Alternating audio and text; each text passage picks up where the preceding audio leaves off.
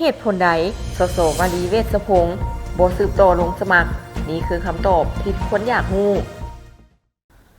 สมาชิกสภาแห่งชาติหรือสสสท่านนางวาลีเวชพงศ์แม่นบุคคลหนึ่งที่มีความรู้ความสามารถเพิ่นแม่นกำเนิดในครอบครัวนักธุรกิจและเติบใหญ่มาได้ตั้งใจศึกษาหำเฮียนมาสืบทอดกิจการของครอบครัวในนั้นก็มีหลายกิจการที่เพิ่นต้องบริหารจัดการแต่มาฮอดช่วงหนึ่งเพิ่นได้สมัครเลือกตั้งเป็นสมาชิกสภาแห่งชาติถือว่าผลงานการมีความเห็นสสสวาลีเวชพงศ์แม่นจี้จุดถึกใจประชาชนจำนวนหลวงหลายในตลอดการเฮ็ดหน้าที่ของเพิ่นอยู่ในสภาและมาฮอดตอนนี้การเลือกตั้งสมาชิกสภาแห่งชาติสุดที่10กำลังจะมีขึ้นในท้ายอาทิตย์นี้แล้วก็คือวันที่22เดือน2 2026ซึ่งประชาชนจำนวนบ่น้อยที่ติดตามใกล้ชิดการเคลื่อนไหวของสภาแห่งชาติในสุมปีผ่านมาตั้งก็รอคอยให้สสสท่านนางวาลีเวชพงศ์กลับมาเฮ็ดหน้าที่เป็นสิทธิ์เป็นเสียงให้ประชาชนแต่ภายหลังประกาศบัญชีรายชื่อแม่นบ่มีเพิ่นในบรรดาผู้สมัครเป็นสมาชิกสภาชุดนี้ดังนั้นจึงมีคำถามตามมาหลวงหลายว่าตกลงเพิ่นไปเฮ็ดหยังอยู่ไสย้อนหยังคือบ่มีคนแบบนี้ที่สังคมต้องการไปอยู่ในสภาคำตอบที่หลายคนอยากรู้นั้นสสวลีเวชพงศ์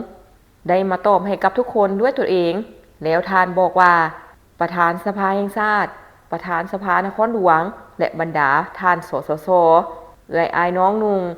ต่างก็ได้สุกยูสนับสนุนให้ตนเองสืบต่อลงสมัครเลือกตั้ง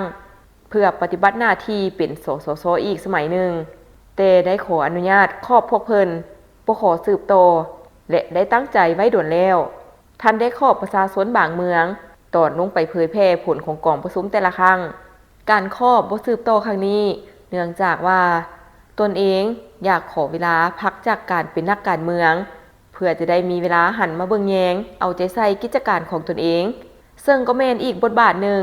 ที่เป็นการประกอบส่วนสร้างเศรษฐกิจของชาติและจะได้มีเวลาให้ตัวเองหลายขึ้นท่านยังกล่าวอีกว่าอยากให้มีผู้แทนรุ่นนุ่มน้อยได้มีโอกาสเข้ามารับหน้าที่รับใช้ประเทศชาติรับใช้ประชาชนคือกับข้าพเจ้าและเชื่อมั่นว่า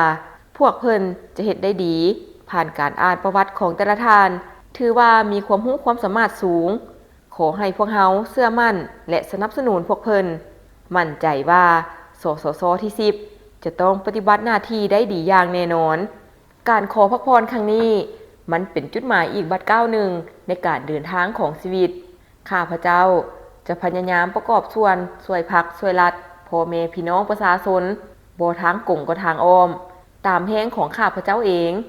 สสสวาลีเวชพงศ์ยังฝากขอขอบใจทุกคะแนนเสียงที่ได้เลือกเพิ่นเข้ามาเป็นตัวแทนของประชาชนเพื่อปฏิบัติหน้าที่ในเวทีสภาแห่งชาติตลอดการเดินทางในฐานะตัวแทนประชาชนได้ปฏิบัติหน้าที่ด้วยความอุทิศตนทุ่มเทใช้สติปัญญาทุกความสามารถประสบการณ์ที่สะสมมาตลอดระยะที่ผ่านมาในการปฏิบัติหน้าที่อันสำคัญและมีเกียรตินี้ทั้งภายในและต่างประเทศได้มีโอกาสเป็นกระบอกเสียงของประชาชน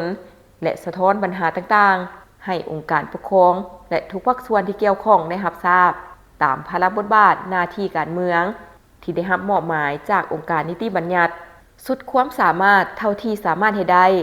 ด้วยความจริงใจซื่อสัตย์คิดถึงแต่ผลประโยชน์รวมของประเทศชาติของประชาชนเป็นหลักตามหน้าที่การเมืองที่พรรคได้มอบหมายให้ถือว่าได้สำเร็จหน้าที่อันมีเกียรตินี้อย่างภาคภูมิใจหาอันเปรียบบ่ได้แล้วข้าพเจ้าได้รับความฮักแพงความเชื่อมั่น